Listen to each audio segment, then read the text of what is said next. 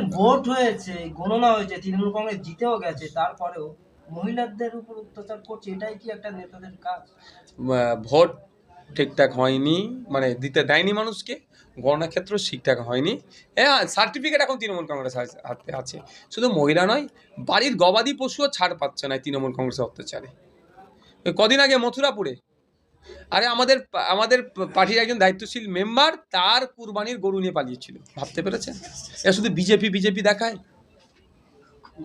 কুরবানির গরু কিনে রেখেছে, সেটা নিয়ে পালিয়েছে। তারপরে ওখানে একটু চাপাচাপি করার পরে দেখুন, নতুন করে আর বলতে লাগবে। ওদিকে অনুব্রত বাবু তো গরু চুরির দায়ই তো জেল খাটছে, গরু পাচারের দায়। তো কথা হচ্ছে, ভাবতে পেরেছেন এরা কোন লেভেলে যায়? এ শুধু কথায় কথায় বিজেপি দেখায়। বিজেপির মনে এই ধরনের ট্র্যাক রেকর্ড নয় যে মুসলমানদের কুরবানির পশুকে চুরি করে নেওয়া। ভাঙড়ে একাধিক মানুষের ঘর ছাড়া আইসেফ করার জন্য, কিন্তু বিজেপির সঙ্গে তো লড়াই কেন্দ্র সরকারের সঙ্গে, তাই এত আইসেফের উপরে চাপ কি কারণ? বিজেপি আর তৃণমূল কি আলাদা নাকি? একে অপরের পরিপূরক। এই ওদের রাধা ভাতে ছাই দিয়ে আইএসএফ, ওদের ওদের ওদের ওদের নাটককে আইএসএফ ধরে ফেলছে, ওই জন্য আইএসএফের উপর অত্যাচার নেমে আসছে। তবে অত্যাচার করে আইএসএফকে যারা মনে করছে, মনে করে যদি শেষ করে দেবে, এটা ভুল হবে। গত পঞ্চায়েত ভোটে গত বিধানসভা ভোটে 26,000 লিড দিয়েছিলেন, কিন্তু এবারে 42,000 প্রায় ভোটে আপনার পিছিয়ে আছে।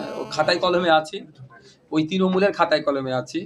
ভোট গণনা কেন্দ্রে কী হচ্ছে, ভোট দানে কী হচ্ছে, বুথ জামে কী হচ্ছে, এজেন্টদেরকে তুলে নিয়েছে, এগুলো অন্যায় না করলে আমরা 50,000 ভোটে লিডে আছি। সামনে 26-এ কেমন হবে স্টেটমেন্ট? মানুষ যেমন চাইবে, সারা রাজ্যে 17টা দিয়ে বলেছিলাম, মানুষ চাইলে আমরা পার্লামেন্টে যাব।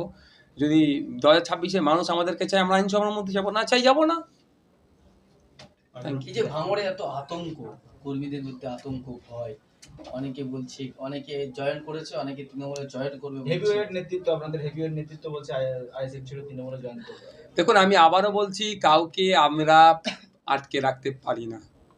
ব্যক্তি স্বাধীনতা আছে, সেটাকে মান্যতা দিতে হবে।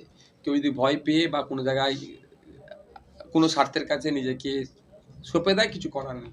শুধু আমার একটাই বক্তব্য এই প্রসঙ্গে, যারা ভোটে নির্বাচিত হয়েছেন তাদের অনুরোধ, আইএসএফ খাম চিহ্ন ছেড়ে যদি অন্য কোনো সিম্বলে যায়, সেটা পদত্যাগ করা যাবে না। আর দ্বিতীয় কথা হচ্ছে, লড়াই যে বিপ্লবে আমরা নেমেছি, সমাজ ব্যবস্থা পরিবর্তনের জন্য আমরা নেমেছি, অত সহজে আমরা সমাজ ব্যবস্থা পরিবর্তন করা যাবে না। প্রয়োজনে পিঠ পেতে দিতে হবে, তারপরেই সমাজ ব্যবস্থা পরিবর্তন হবে।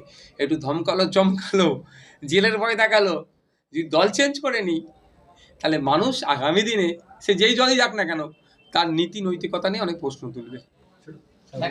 আর একটা কথা, আইএসএফ এর পাশে, আইএসএফ পুরো টিম আছে, কর্মী সমর্থকদের পাশে ছিল, যেমন বিগত দিনে, এখন হচ্ছে, আগামী দিনেও থাকবে। আইএসএফ টিম সবসময় তার কর্মী সমর্থকদের পাশে আছে। লোকসভা নির্বাচনে ভরাডুবি কি বামেদের সঙ্গে জোট না হওয়ারই কথা? কোথায় ভরাডুবি আছে? আমরা তো দারুণ রেজাল্ট করছি। আরো ভালো রেজাল্ট করার দরকার ছিল, আরো ভালো রেজাল্ট হওয়ার দরকার ছিল, কিন্তু ওই বাইনারি পলিটিক্স, লক্ষ্মীর ভান্ডার বন্ধ করে দিবার ভয় দেখে এইসব করে ভোটটা নিয়ে নিয়েছে।